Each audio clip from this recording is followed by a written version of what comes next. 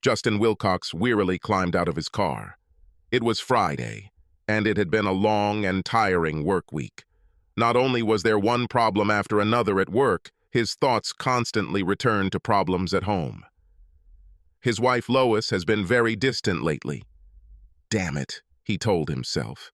She had been getting more and more distant for a year now. It all seemed to start when the company she worked for fired her from her clerical job to make her an administrative assistant to the president. Lois and Justin had been married for 7 years, and at least for Justin, it had been a pretty good marriage for almost 6 years. They married as soon as he received his master's degree. The only negative thing for Justin in his marriage was that Lois constantly put off having children. However, even if Lois never wanted to have children, Justin would still be happy. He was so much in love with his wife. Justin was the vice president of a small cybersecurity firm. He left one of the largest security firms, G4S, to help set up a new firm, Telco Security. During the 5 years that Justin worked at the firm, they managed to conclude several large contracts with the government and establish a sufficient number of contacts with some of the country's large enterprises. They were currently stretched thin, dealing with all the work they had. The company was in the process of hiring 10 new employees in anticipation of 7 new contracts that were to be awarded. When Justin completed his MBA and a separate master's degree in computer science, he was hired by G4S, one of the largest security companies in the country. Shortly after this, Justin and Lois got married. At first they dated occasionally, but eventually began to date regularly. In truth, Justin felt that Lois had simply agreed to be with him, and that bothered him. Yes, Lois was great, but Justin was a good guy too. He was 6 feet 2 inches tall, weighed 190 pounds, with blonde hair and blue eyes. If there was one thing he lacked to make it onto Lois's list of ideal husbands, it was that he wasn't rich. Lois finally seemed to come to terms with the marriage and became the loving wife Justin had dreamed of. That was until Augustus Grant appeared in their lives. 2 years after their wedding, despite Lois's persistent objections, Justin took a job at Telco. The initial tensions over the job change eventually faded when Lois realized that their way of life was not affected at all, and they even started talking about having children. But almost 13 months ago, Lois began working for Augustus Grant, president and CEO of Triplex Financial. It was a hedge fund that made risky investments that were expected to make huge amounts of money no matter what happened in the stock market. Justin knew that successful hedge funds could make obscene amounts of money, but they were also risky. Before Lois took on the job, Justin did some research on his own. The idea behind this part of the financial industry was to develop investments that would generate large amounts of money. However, if they started to fail, hedge firms had an exit strategy. Of course, in such a growing market as it is now, almost all investment instruments worked. However, if the market suddenly begins to correct, things could quickly go south. Justin was surprised to learn that Triplex hired almost as many scientists and accountants as brokers. They were there to develop investment products that provided maximum returns while offering reasonable expectations of existing investments with minimal losses if they started to go downhill. Justin also learned that Triplex was well established in the industry. Knowing this, Justin was pleased that Lois was working for a quality company. August Grant was 51 years old, a man who worked his way up the corporate ladder. Justin met him once at a Triplex event and found the man to be commanding, but not lacking in considerable charm. However, Justin was uncomfortable with the overly familiar communication between Lois and her boss. However, when he commented on this, Lois made fun of his jealousy. As she noted, Augustus was 22 years older than her. Still, Justin felt uneasy. As time passed, Lois began to distance herself from her husband. She became more critical of what Justin did and spent more time at work. Their sex life began to decline and they argued more and more often. It was heartbreaking to watch his wife move away from him day after day. And the only one he felt comfortable talking to was his administrative assistant, Jennifer. She always listened to him and did not judge him. Even though his entire body was shaking at the thought of confrontation, the atmosphere in his house became oppressive. Regardless of the consequences, Justin knew he had to see it through to the end. It was necessary to touch on the topic of Augustus Grant and his inappropriate relationship with his wife. Justin wearily climbed the steps of the porch and entered his house. He found his wife sitting at the kitchen table, drinking from a glass of wine. "Justin, sit down. We need to talk," she said coldly. "We need to talk," sounded like an icy blow to the chest. These were words that struck complete fear into the heart of any spouse who heard them. Even though Justin was afraid of this confrontation, he was confident that it was coming and prepared as best he could. "Yes, this conversation is long overdue," Justin said softly. "I've thought long and hard about the fact that we're growing apart. I think I've let this situation go on for too long, and we need to resolve things now." Justin paused for just a second and then continued. "Lois, I wanted you to know that I loved you from the very first moment I met you. I thought we had a really good marriage until you started working for Augustus Grant."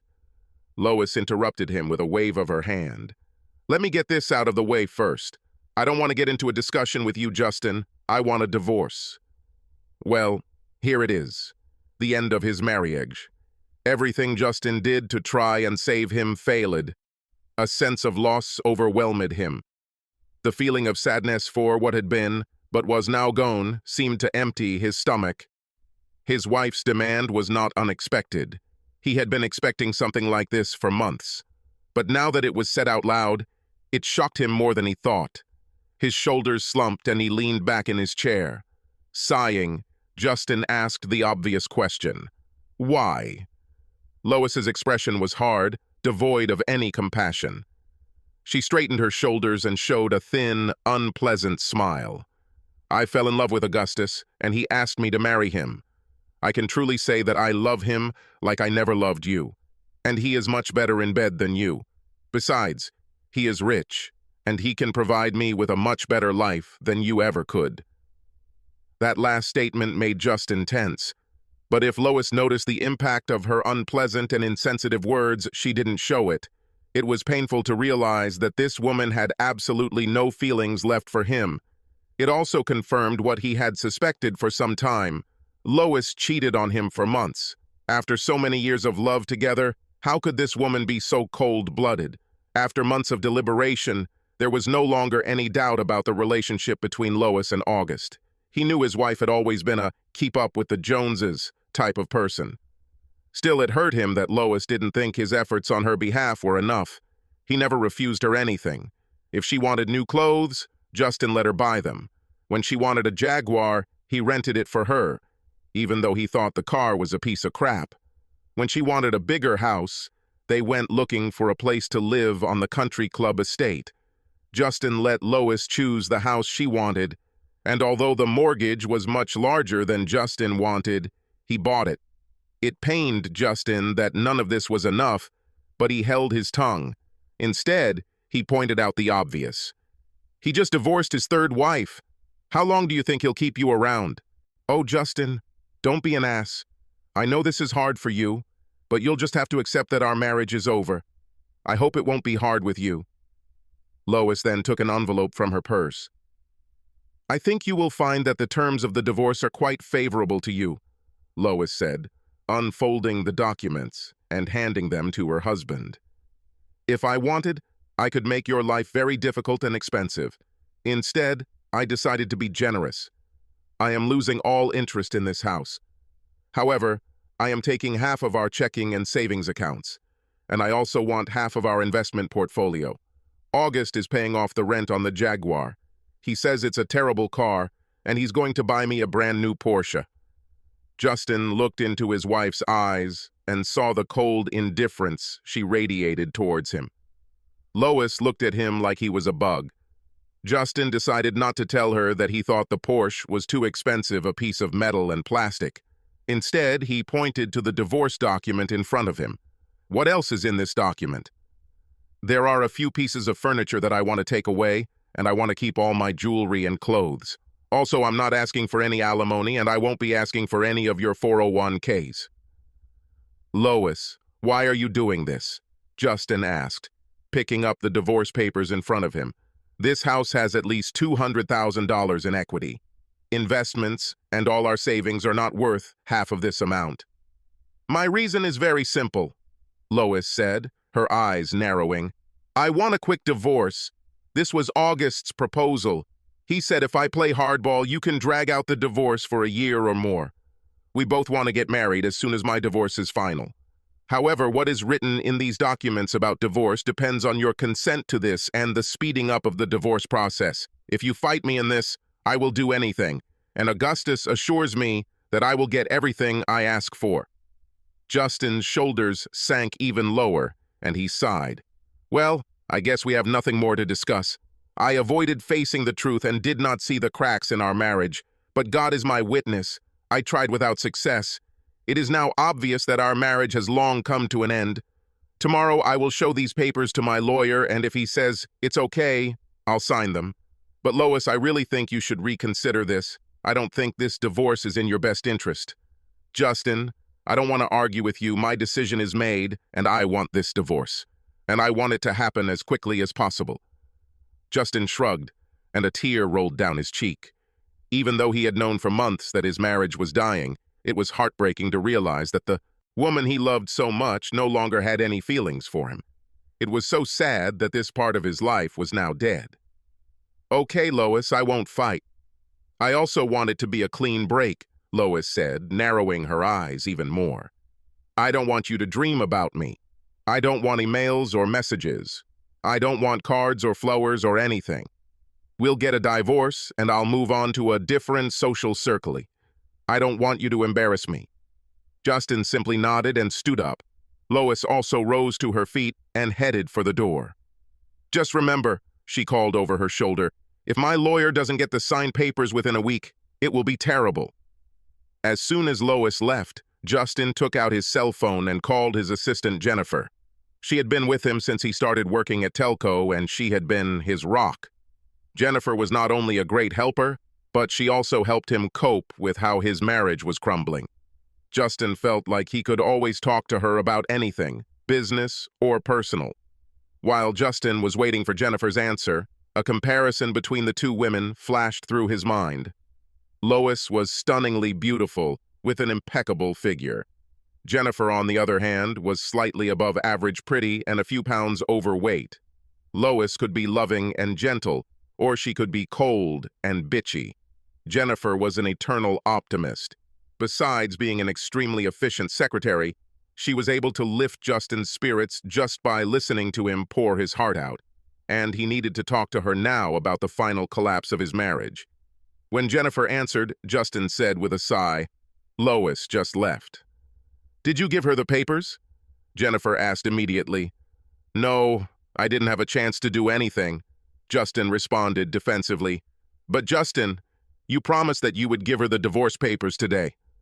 I know, but Lois gave me her divorce papers first, and the agreement she offered, and it's much better than what I was willing to offer her. Are you kidding? Jennifer was completely surprised. How is this better? I was willing to give her half the equity in the house, but she doesn't want any of it. I'd give her half the checks, savings, and investment portfolio, plus pay the rent on her Jaguar. All she wants is half the money, and she said that August will pay the rent for the Jaguar. Lois also wants to take several pieces of furniture from the house and all her jewelry and clothes. What about alimony and your partnership in the telecommunications company? You know, I was willing to pay her alimony of $3,000 a month for 5 years. But Lois said she didn't want anything. But really, if she's going to marry Augustus right now, it's a moot point. But what stunned me was that I was willing to pay her $5 million for half my share in the company. But Lois didn't even bring it up. Truth be told, I don't think she knows that I own a third of the telecom company. Lois was so angry when I left G4S that she never paid any attention to what I did at the new company. And when she discovered that her lifestyle would not change, she stopped caring. But why is she so generous? Jennifer asked with some bewilderment. According to Lois, it was Grant's idea. Both he and Lois want a quick divorce so they can get married. "Oh, Justin, I can't tell you how happy I am," Jennifer blurted out.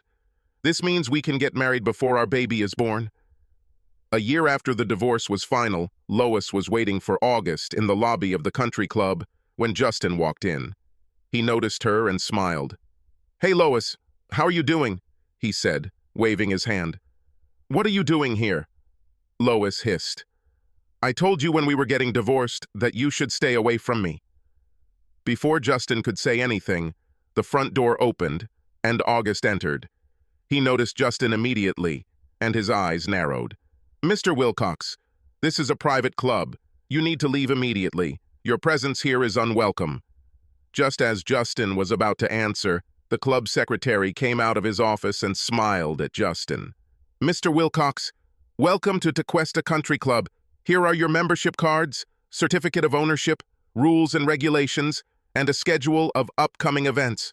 I also want you to know that there is a dance this coming Friday, and we will be a group of 7 people.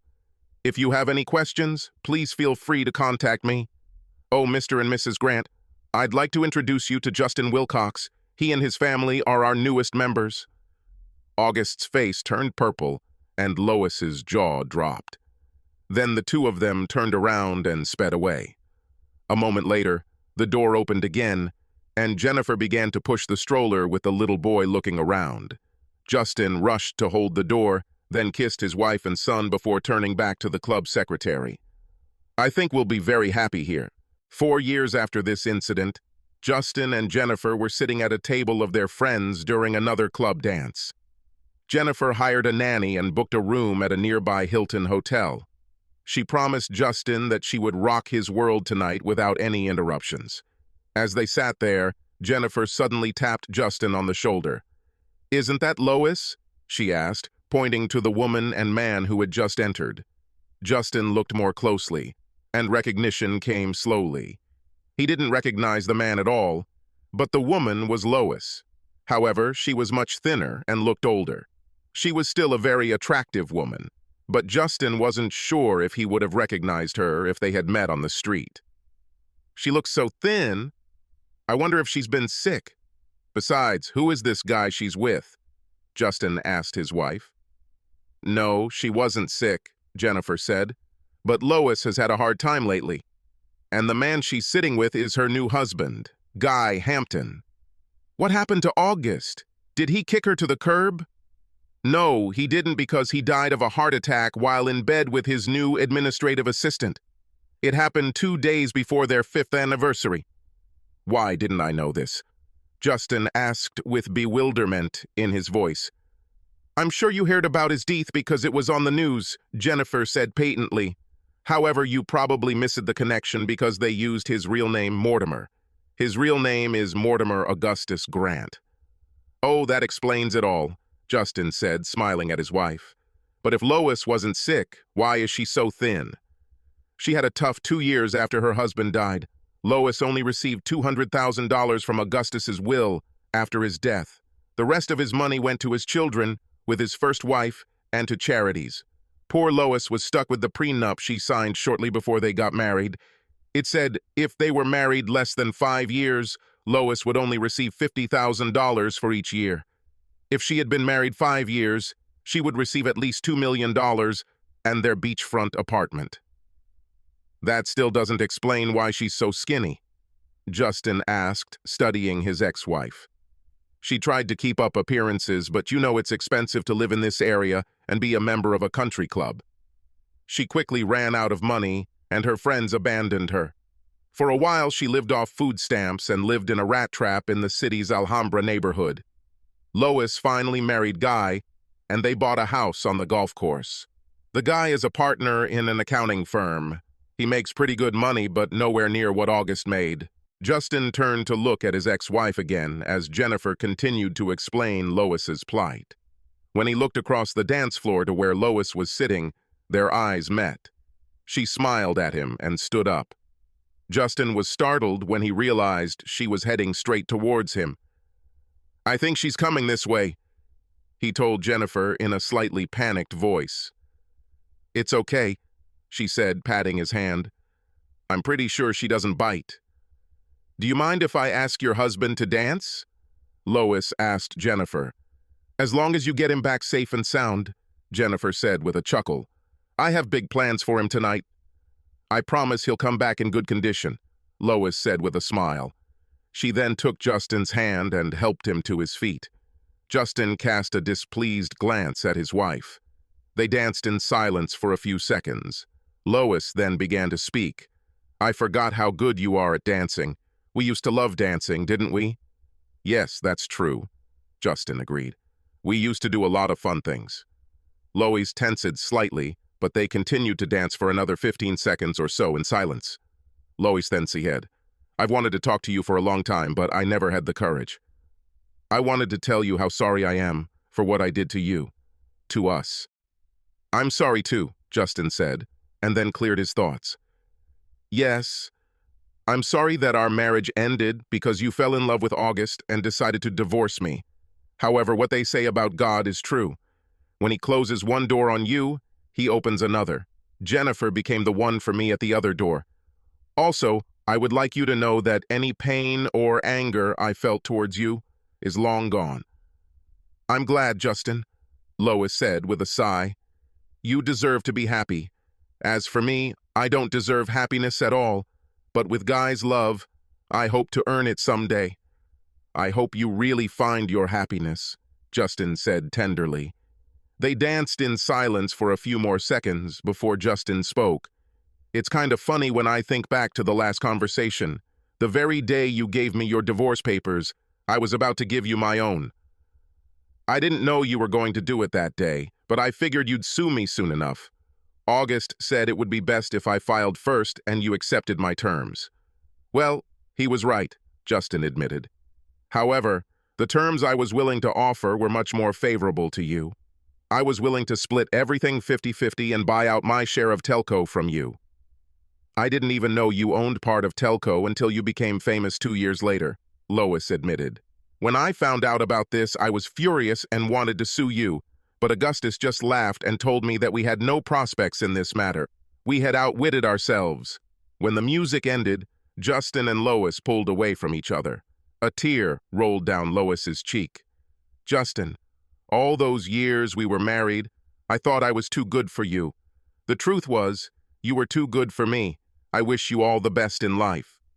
I wish the same for you, Lois, Justin said as he watched his ex-wife return to her husband. Justin then turned to see Jennifer watching him with a smile. He smiled back at his wife and thought to himself how lucky he was and how much he loved his wife. Then his face lit up as he remembered that she had promised to